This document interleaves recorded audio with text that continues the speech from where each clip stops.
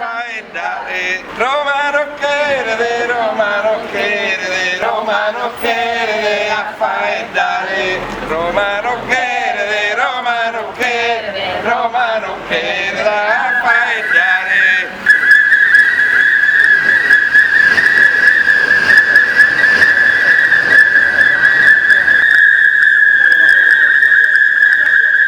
Siamo in Oghe per difendere su sardu, la lingua nostra.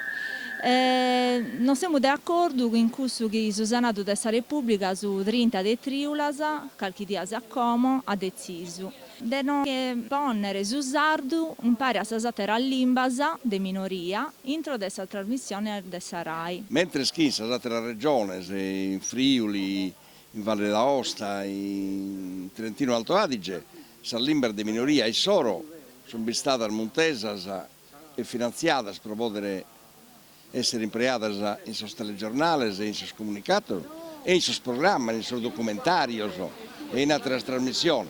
Invece su sardu che è stato cancellato. Non comprendimos comente mai si semus finas pagadores de tassas assistadu sa regione nostra, sa limba nostra, va data nessi da 70% comente ha mostrato una circa del 2016 contivizzata dal governo regionale dettando del Soru, non può fare comprendere a Stato che è una limba vedata da gente meda, vivida da gente meda. Roma non chiede, Susanne Grai, Roma non chiede, Roma non chiede, Roma non chiede, Susanne Grai. Si vede subito che sono saldo di una regione, che mi chiede su saldo, però può essere pure che sul fatto che hanno proibito questo, si è ammesso che appena si giocare, che Bruites Italia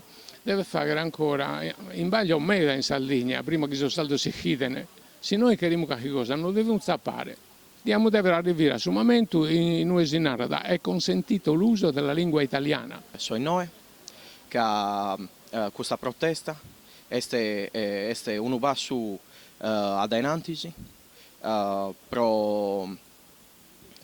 per protestare contro questa azione coloniale, Galunabia, de Sarai che pone da banda su sardo in sa programmazione sua. Secondo me questa è una cosa che non andava bene, poi secondo me figlio mio, non allego dei mimi, ma allego dei figlio mio, tenere tutto sul diritto a bire e intendere su sardo in sa televisione italiana, regionale italiana, per un fatto di dignità, di poter comprendere che su sardo vale canta tra limbas non solo di minoria ma canta italiano. Sì, il recente provvedimento che esclude il sardo dalle trasmissioni RAI è certamente discriminatorio alla luce di un quadro normativo articolato, chiaro, il cui scopo è quello di evitare proprio questo genere di discriminazioni.